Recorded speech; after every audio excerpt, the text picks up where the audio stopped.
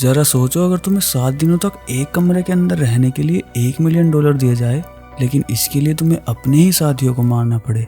कुछ ऐसा ही होता है हमारी आज की इस कहानी में। एक नौकरी की तलाश में यूकी ने अपनी एक पुरानी दोस्त एना से संपर्क किया। एना ने उसे एक हफ्ते में $1 मिलियन कमाने की एक अद्भुत स्कीम के बारे में बताया। हालांकि उन्हें विश्वास तो नहीं हुआ, लेकिन फिर भी उन्होंने सोचा, अरे ठलवे ही तो पड़े हैं, कम से कम 7 दिन का खाना तो मिलेगा फ्री में। कुछ दिनों बाद यूकी और एना बाकी लोगों के साथ कार में थे जो उनकी ही तरह पैसे कमाना चाहते थे। थोड़ी देर बाद वे बंकर जैसी एक बिल्डिंग में पहुंच गए जो पूरी तरह से खाली पड़ी हुई थी। तभी एक रोबोटिक आवाज से पता चला कि उन्हें पूरे एक हफ्ते तक बिना फोन और कंप्यूटर के कैमरे की निगरानी में रहना होगा। उन्हें बस एक हफ्ते तक जिंदा रहना था और उसके बाद वे पूरे $1 मिलियन घर ले जा सकते थे। कितना आसान काम है ना ये। वे टास्क को बिना समझे ही इसमें हिस्सा लेने के लिए राजी हो गए। उन्हें इसे छोड़कर जाने का आखिरी मौका दिया गया, लेकिन मजाल है कोई छोड़कर जाने को तैयार हो। हैं, अब तो एक हफ्ते बाद पूरे $1 मिलियन लेके जाएंगे। पास की दीवार पर एक टाइमर लगा हुआ था जो ये दर्शाता था कि उन्हें कितने टाइम तक इस घर में रहना होगा। वहीं टेबल पर 10 गुड़ियां रखी हुई थी जो शायद उन्हीं 10 लोगों को इंडिकेट कर रही थी। ओसाको नाम के एक आदमी ने अपना परिचय दिया तो ये पता चला कि वो अपनी पत्नी वकाना को बुलाया है ताकि दुगने पैसे जीत सके। सही जा रहा है गुरु। उन सब की बात करें तो माँ की एक कॉलेज स्टूडेंट था, जबकि फूची लोट में सबसे बूढ़ी महिला थी। एंडो एक शराबी था जो बहुत ज्यादा बात नहीं करता था। मीजा नाम की एक खूबसूरत लड़की और एक युवक इवाई को छोड़कर बाकी सब ने अपना परिचय दे दिया। एंड में हीरो ने अपना परिचय दिया जो कि काफी बातूनी था। तभी एक रोबोटिक आवाज ने उन्हें छत से जुड़े रोबोट से परिचित कराया जो नियमों का पालन नहीं करने वालों को दंड देने का काम करेगा। नियमों के अनुसार सभी को नंबर वाइज एक कमरा दिया जाएगा, लेकिन रात 10 बजे के बाद किसी को भी कमरे से बाहर आने की अनुमति नहीं होगी। यदि कोई नियमों को तोड़ता हुआ पाया जाता है तो रोबोट उन्हें ढूंढकर जान से मार देगा। दूसरे नियम के अनुसार अगर कोई अपराध करता है तो सभी को मिलकर उसे सुलझाना होगा, और जो भी इस मामले को सुलझाएगा उसे लास्ट में बोनस भी दिया जाएगा। ये खेल या तो 7 दिन में खत्म होगा या फिर तब खत्म होगा जब केवल 2 ही लोग बचे होंगे। ये सुनकर सभी घबरा गए, लेकिन यूकी ने उन्हें शांत कर दिया। थोड़ी देर बाद बूढ़ी औरत और मीजा बर्तन साफ कर रहे थे तो हीरो ने बुढ़िया से पूछा, अम्मा तुम टीवी वाली सीरियल किलर तो नहीं हो? जिस पर बुढ़िया घबरा कर हंस दी, लेकिन मीजा को शक करने के लिए इतना काफी था। दूसरी तरफ ओसाको और उसकी वाइफ एक योजना बना रहे थे कि हीरो वहां पर आ गया। वो लोगों को भड़काने की कोशिश कर रहा था, लेकिन उसका मकसद कोई नहीं जानता था। दूसरे हॉल में एंडो को दीवार पर खून के धब्बे मिले। वो समझ गया कि जो खेल वो खेल रहे हैं वो यहाँ पहले भी खेला जा चुका है। फिर जैसे ही 10 बजे सब के सब रोबोट से बचने के लिए अपने कमरों में चले गए। यूकी ने अपने बेड के पास एक पोर्ट को देखा जिसके अंदर एक फायर पोकर और एक नोट रखा हुआ था जिसमें उसे किसी को मारने के लिए कहा गया था। यूकी ने जल्दी से पोर्ट को बंद किया और डर के मारे सो गया।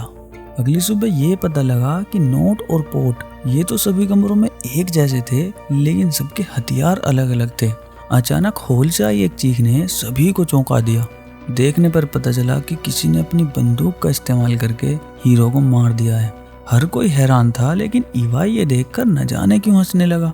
अचानक गार्ड हीरो के शव को 8 ताबूतों वाले कमरे में ले गया और एक ताबूत के अंदर फेंक दिया। ओसाको को लगा कि इवाई एक सीरियल किलर है, इसलिए उसने उसी पर हीरो को मारने का आरोप लगा दिया। उस पर शक इसलिए भी हुआ क्योंकि वो लाश को देखकर हंस रहा था। आखिरकार सबने उसके खिलाफ वोट किया और उसे अपराधी घोषित कर दिया।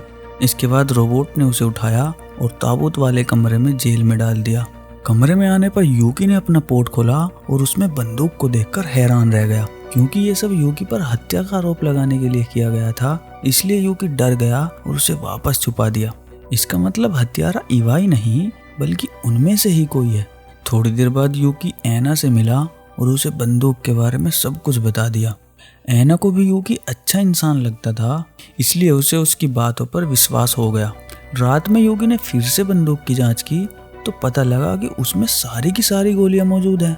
उसने बार बार गिना और फिर उसे ये यकीन हो गया कि हीरो की मौत इस बंदूक से तो नहीं हुई है। उसी समय बूढ़ी औरत को पता नहीं क्या हुआ और वो जासूस बनकर हत्यारे की तलाश में चारों ओर घूमने लगी। अभी वो कुछ ही कदम चली होगी कि उसके सिर पर एक कील आकर लगी जिससे उसकी मौत हो गई। जब कैमरा घूमा तो हमने देखा कि उसके पीछे मीजा एक हथियार लिए खड़ी हुई थी। अगले दिन सारा दोष ऐना के ऊपर आ गया क्योंकि बूढ़ी औरत उसके ऊपर पहले से ही शक करती थी। उन्हें लगा कि ऐना ने ही बदला लेने के लिए बूढ़ी औरत की हत्या कर दी होगी और इसी को लेकर उनके बीच बहस छिड़ गई। जब एंडो को धक्का दिया गया तो उसने बताया कि 6 महीने पहले उसका बेटा ये कहकर घर से निकला था कि उसे एक ऐसा सिस्टम मिला है जो बहुत पैसे देता है। इसके बाद वो कभी घर नहीं लौटा, तो एंडो ने खुद ही इस सिस्टम की जांच करने का फैसला किया। उसने बताया कि उसका बेटा और उसके साथ के लोग इसलिए मर गए क्योंकि वे एक दूसरे के खिलाफ हो गए थे। उन सबको उसकी ये बात समझ में आ गई और ये बहस अपने आप ही खत्म हो गई।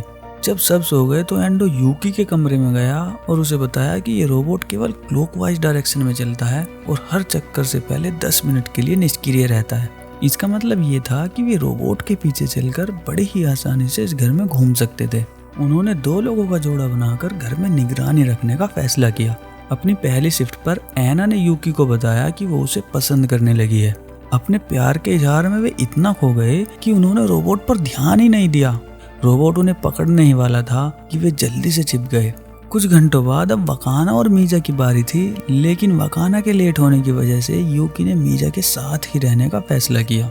इधर ताबूतों वाले कमरे में वकाना और मीजा एक साथ मस्ती कर रहे थे। तभी वकाना को याद आया कि उसे तो मीजा के साथ रखवाली करनी है और वो बाहर की तरफ भागी। जब ओसाको अकेला रह गया तो अचानक छत नीचे की ओर चलने लगी और उसे फर्श पर कुचल दिया। अगली सुबह सबको उसकी मौत के बारे में पता चल गया और वकानो ने अपनी पति को मारने वाले की कसम खाई। मैं इस छत की सीलिंग को ही मार दूंगी। अचानक छत फिर से चलने लगी जिससे वे सब बाहर आ गए। बाहर आकर उन्होंने माकी को एक रिमोट पकड़े देखा जो छत को कंट्रोल कर रहा था। उसने बताया कि ये रिमोट फर्श पर पड़ा था और वो तो बस इसके बटन दबाकर देख रहा था। वो जानता था कि कोई भी उसकी बातों पर विश्वास नहीं करेगा, इसलिए उसने अपना क्रॉसबो निकाला और पास आने पर जान से मारने की धमकी देने लगा। पति की मौत से बौखलाई वकाना को छोड़कर हर कोई एक कदम पीछे हट गया। उसने एक कुल्हाड़ी से लड़के को मारा और उसके बाद खुद भी सुसाइड कर लिया। लगातार 3 लोगों की मौत के बाद अब केवल 4 ही लोग जिंदा बचे थे। तभी उन्हें दीवार पर चल रही संख्या के बारे में पता चला। असल में ये वे लोग थे जो उन लोगों को लाइव देख रहे थे। शाम को जब मीजा और ऐना सबके लिए चाय बना रही थी तो मीजा ने चुपके से दवा डालकर केतली को सबके सामने परोस दी। उसने बताया कि वो अपने बीमार बेटे के इलाज के लिए पैसे इकट्ठा करने के लिए यहाँ आई थी। रात में यूकी बात करने के लिए मीजा के कमरे में गया, लेकिन अचानक उसके हाथ हिलना बंद हो गए और वो जमीन पर गिर गया। तब मीजा ने उसे बताया कि उसने उन्हें एक नशीला पदार्थ पिला दिया है। अब वो यूकी को मारने के लिए तैयार हो गए, लेकिन ऐन मौके पर यूकी ने उसे दूर धकेल दी और किसी तरह बाहर भागकर अपनी जान बचाई। उधर हॉलवे में रोबोट ने उन्हें ढूंढ लिया और उन्हें तुरंत अपने कमरे में वापस जाने की चेतावनी देने लगा। यूकी भागकर पास के एक कमरे में घुस गया, लेकिन मीजा को अपनी जान से हाथ धोना पड़ा। अगली सुबह दवा का असर कम हुआ तो बचे हुए 3 लोग अपने कमरों से बाहर आ गए। उन्होंने नोटिस किया कि मीजा की मौत बिल्कुल हीरो के जैसी हुई थी। इससे यूकी को ये एहसास हो गया कि पहली मौत तो सिर्फ लोगों के बीच नाटक शुरू करने की एक चाल थी। असल में हीरो एक जासूस था जिसे लोगों को एक दूसरे के खिलाफ भड़काने के लिए रखा गया था। अगर वे लोग एक दूसरे पर विश्वास रखते तो शायद किसी की भी मौत ना हुई होती। अब यूकी ने अपनी बंदूक निकाली और उसे टेबल पर रख दी। इसके बाद एंडो ने भी अपने स्क्रू ड्राइवर के साथ ऐसा ही किया। वो लोग एक दूसरे पर विश्वास दिखाने के लिए ऐसा कर रहे थे, लेकिन ऐना ने ऐसा करने से साफ मना कर दिया। छठे दिन यूकी ने एंडो को अपनी बंदूक के साथ देखा तो एंडो ने इसे तुरंत रख दिया। इसके बाद खेल का अंतिम दिन आया। यूकी अच्छे मूड में अपने कमरे से बाहर निकला तो उसने देखा कि हथियार गायब हो चुके हैं। घबराकर वो एंडो और ऐना के कमरे में गया, लेकिन वहां भी उसे कोई नहीं मिला। उसने देखा कि जेल का दरवाजा भी खुला हुआ है। इसका मतलब इवाई भाग गया है और बदला लेने की कोशिश कर रहा है। उसने एंडो की बॉडी को ताबूत में देखा और अपना आपा खोने लगा। इसी मौके का फायदा उठाकर इवाई ने यूकी को पीछे से पकड़ लिया। पता चला कि वो सीलिंग मूविंग रिमोट उसी का हथियार था और उसने ओसाको को उसे जेल में डालने के लिए मारा था। बाद में उसने रिमोट को बाहर फेंक दिया, जिससे सारा इल्जाम माकी के ऊपर आ गया। अब खेल खत्म होने में केवल 4 मिनट बचे थे और वे दोनों स्क्रू ड्राइवर के लिए लड़ रहे थे। लेकिन तभी ऐना एक बंदूक लेकर यूकी की मदद करने के लिए आ गई। वो शूट करने ही वाली थी, लेकिन यूकी ने उसे रोक दिया। उसे याद आ गया कि एंडो ने कल सुबह बंदूक में कुछ बदलाव कर दिए हैं। इसी बीच बंदूक इवाई के हाथ लग गई और जैसे ही उसने गोली चलाई एक भयंकर विस्फोट हुआ जिसमें उसकी जान चली गई। अब केवल एना और यूकी ही बचे थे, इसलिए उन दोनों को विजेता घोषित कर दिया गया। दरवाजा खुलने पर एक आदमी ने यूकी को जीते हुए पैसे सौंप दिए। अब अंत में एना ने खुलासा किया कि उसका काम भी हीरो की तरह ही लोगों को एक दूसरे से भिड़वाना था और उसी ने वो बंदूक यूकी के पोर्ट में रखी थी। इसके अलावा इवाई को भी जेल से बाहर उसने ही निकाला था।